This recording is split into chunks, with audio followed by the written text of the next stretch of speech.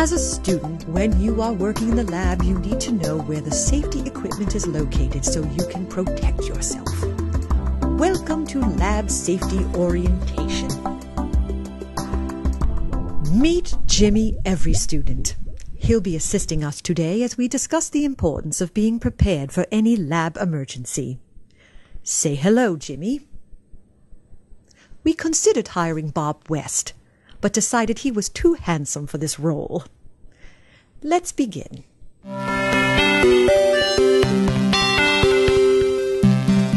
Fires can escalate very quickly. Say, for instance, our friend Jimmy was to move the flame too close to that beaker of flammable liquid. Go on, Jimmy. It will be all right.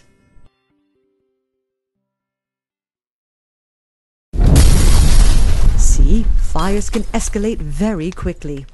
That's why it is so important to contact the fire department immediately, no matter the size of the fire. All you need to do is pull the fire alarm. You've initiated a pop quiz portion of this video. Turn your review books to page 64.3 and prepare to translate what you hear into French. Never a waste of time to pull the fire alarm. You pull the fire alarm, it instantly activates the fire department. It's a bell that starts ringing in the fire station. When that bell's ringing, the crews are gathering around the apparatus. They know that it's a campus box. They've got predetermined apparatus that they're pulling out. So when that box is dispatched, they're already halfway down Bill's Road. One of the other critical components is make the phone call. Say, yes, I just pulled the box because I have a small fire in my lab, and give the information. Identify yourself. There's no fine, there's no punitive action here, but what it allows us to do is crews will go in with you and evaluate it and get your building and your lab back to normal as quickly as possible. Put down your pencils now and close your review books.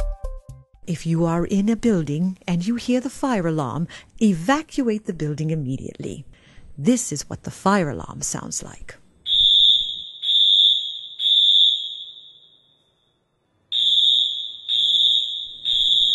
Jimmy, you should be evacuating the building. Although it may feel silly, it is a good idea to walk your evacuation route at least once when you are in a new work environment. That way, during an actual emergency, there is no confusion. And remember to take the stairs. Do not use the elevator. Check with your PI or supervisor to find out your assembly point. Good job, Jimmy.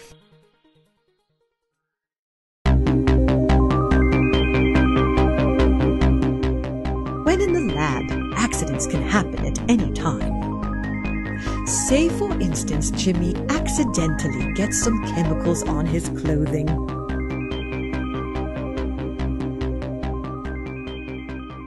Oh dear, Jimmy.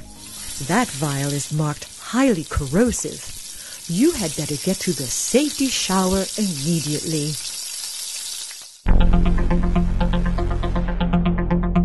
The safety shower is your friend.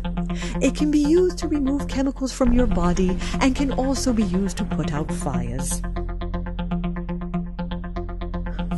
You should remove any clothing the chemicals have come in contact with.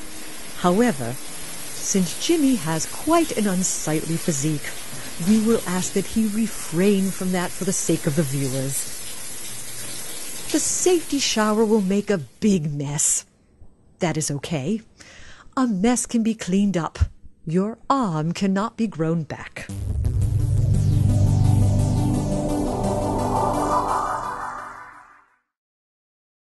Wait a minute, Jimmy.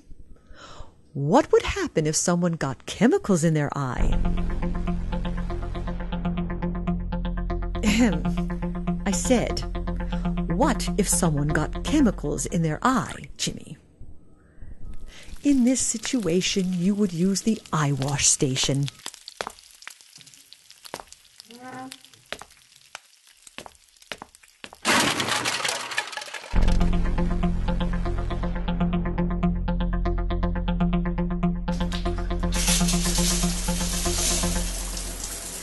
while Jimmy finishes washing out his eyes, let's look at some other things that could be useful in an emergency.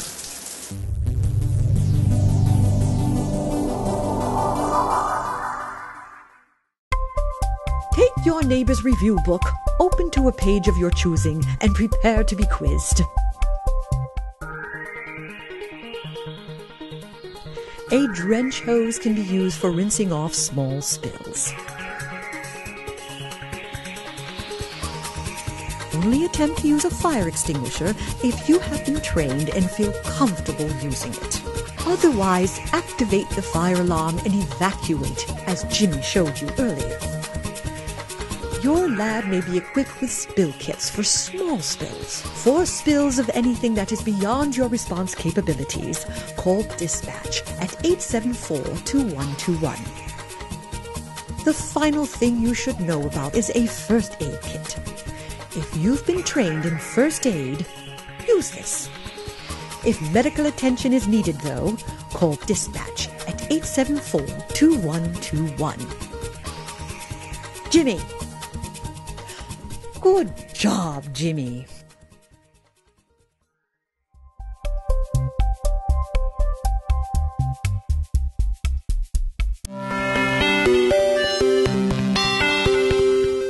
Jimmy, let's show everyone how the lab protects them and how they can protect themselves. These are safety glasses and gloves.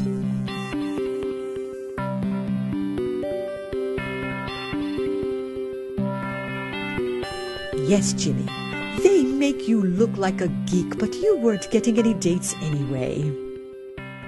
Perhaps if you'd been wearing your safety glasses earlier, you wouldn't have gotten chemicals in your eye. Make sure your gloves are compatible with the chemicals you are working with. Wearing a lab coat will reduce the exposure to chemicals, but for splash hazards you may need additional protection. If the potential for fire exists, choose a flame-resistant coat. Let's look at other things that protect us in the lab. Quickly turn to page 18, then to page 75. Follow the instructions on page 44. A fume hood. This provides protection from chemical exposures. It functions by maintaining a capture velocity of air across the face of the hood. This is a respirator. Although Jimmy is wearing it upside down. If you think that you need one, redesign your process so that you don't. The best way to protect yourself is with a fume hood or other mechanical exhaust. A glove box. Glove boxes are for really nasty stuff, like chemicals that don't play well with air or water. A biological safety cabinet, or BSC, is designed to keep biological materials contained. Air is circulated through a filter inside the hood. If you haven't finished sketching all of the examples, do it now.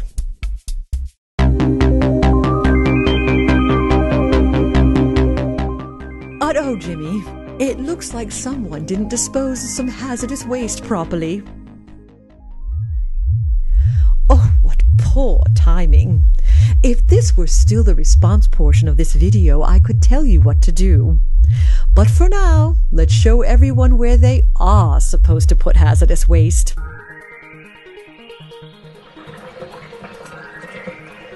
Hazardous waste containers must be properly labeled, closed, and placed in secondary containment.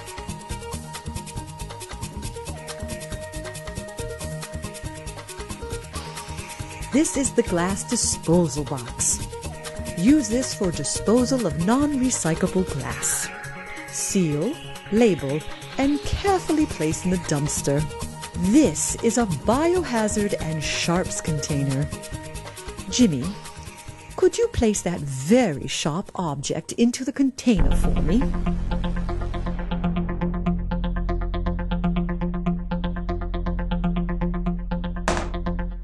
Well, look at that. You're learning quickly. Good job, Jimmy.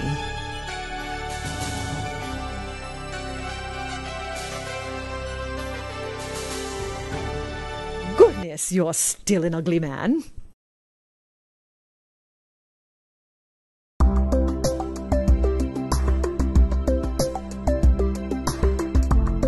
The Lab Safety Orientation Checklist is available on the Environmental Health and Safety website. Walk through your lab or workspace and identify where safety and emergency equipment is located so that you are prepared in an emergency. Remember, in an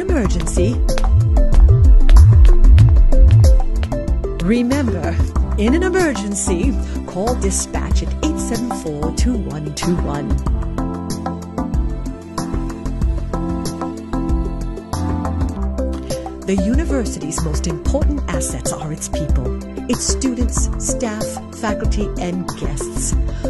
Protect yourself and those around you.